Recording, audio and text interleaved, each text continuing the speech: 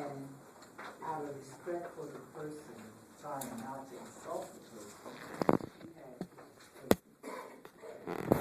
and then after well, yes, this was fine, it turned out they might get something else, and instead of giving him a little sip of something, they were going to give him a whole glass of it.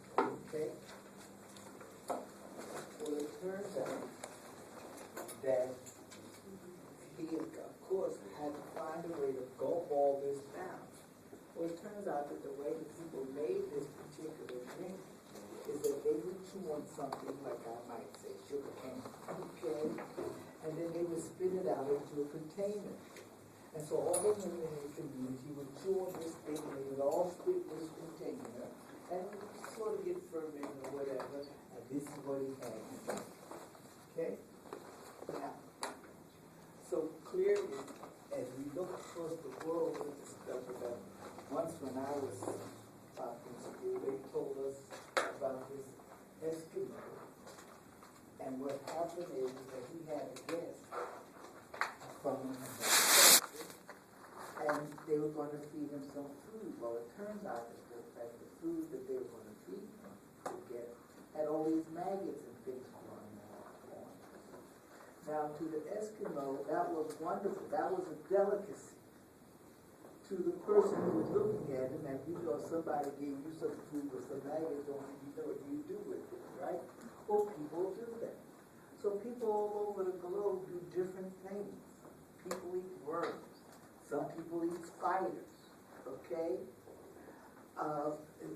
It's almost like you can't imagine what people eat, okay? Almost everything.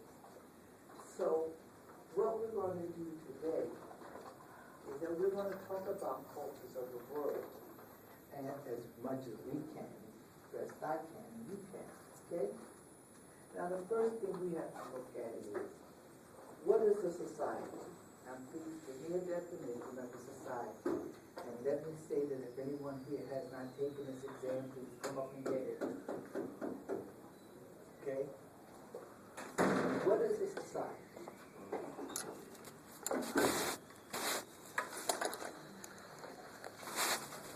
People live together in one area and share a culture.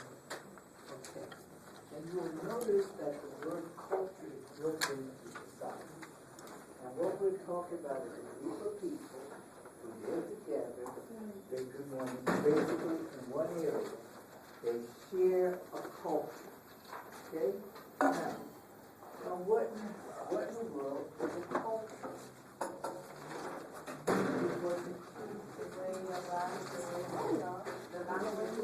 Well, it's not just a way of life in a way, that's the broad definition.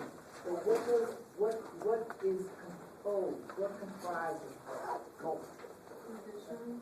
Tradition, I think, values, okay,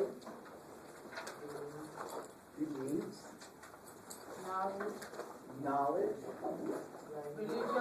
language, religion, all of those things comprise a culture. Okay? And you'll see that they give you the definition. It's a collection of values, beliefs, knowledge, norms, language, behavior, and material objects used by people. Okay? Now notice what happens with the culture. It goes from generation to generation. That's probably key. Okay? Cultures move from one generation to the next generation. Okay? And you will notice that people do this all over the world. And that's number 2. Okay? Now, culture consists of both material and non-material objects. Okay? Now, what do you think we mean when we say material objects? What are we talking about? What are material objects? Cars. Say this again. Cars. Cars. Houses. Houses. All these things that you can see and feel. Okay? Feel in the sense that tactical, you can feel. These are material objects. Things that you can basically touch. Things that you can look at and say, like if you're an anthropologist or you go back and you say, oh, look at this, well, I found some hieroglyphics from such and such a period of time. Which means that we can see what they did, we can see how they write, we can see all of those things, those material objects. Okay? Now what do we mean when we say non-material objects? Language. Language. What was that second one? Family. Alright, I think that you're probably getting closer to values and beliefs. Okay? Talk about non-material objects. Those are sort of like subjective objects as opposed to the objective. Remember we ran into those words before. Okay? So now what happens is, okay, it also says that including values and beliefs, you have accumulated knowledge. Okay? And school that tells us how to go from one place to another. You need to know how to negotiate a culture. Okay? Now, when we talk about values, what are we talking about? What are values? You have all these things in you. You want to bring them out. What are values? A certain standard of behavior. Okay. Does your book give you a definition of a value?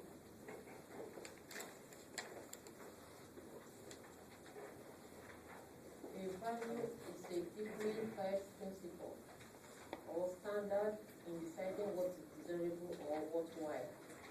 Okay. Now, note that they're talking about you have a principle or standard, okay? And you use that to make your judgments about what's desirable or worthwhile.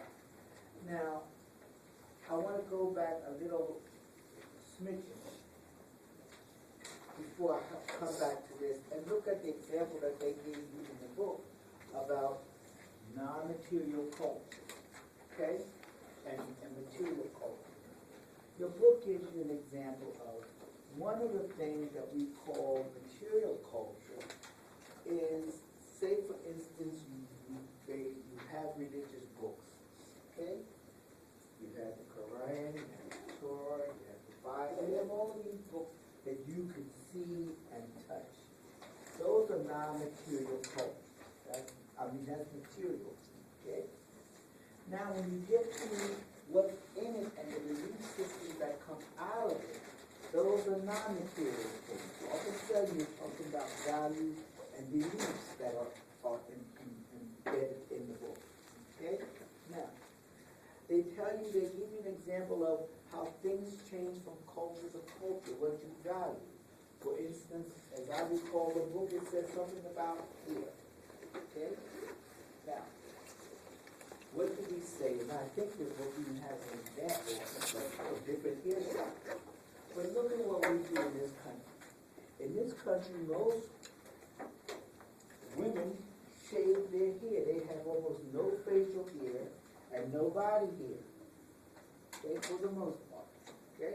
Women shave. They don't do that in every culture.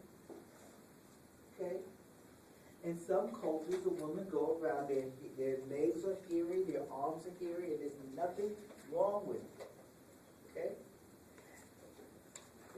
Some cultures, they would never think about shaving their underarms. Some cultures don't use deodorant. You think you're supposed to use deodorant. Okay?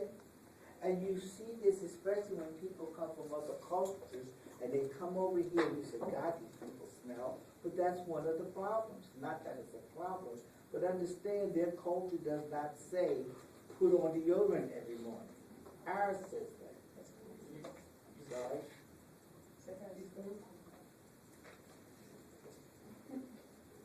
But you understand what I'm saying? Okay? Now, your book even shows you the different hairstyles. And we know that there are many people all over the world. You can see that this has been passed on from generation to generation. You look at some people like I would say the Japanese, okay? And you'll see that they would, not that they had dreadlocks, but they'd have a long plait or braid on the back of their head. If they were samurais, they had that braid. And cutting that braid was insulting. Okay? So we see those things, this is what goes on in the world. Okay? Now, so anyway, we get to a value, and we say that's a deeply held principle, okay, about the standard of what is desirable or worthwhile. Okay?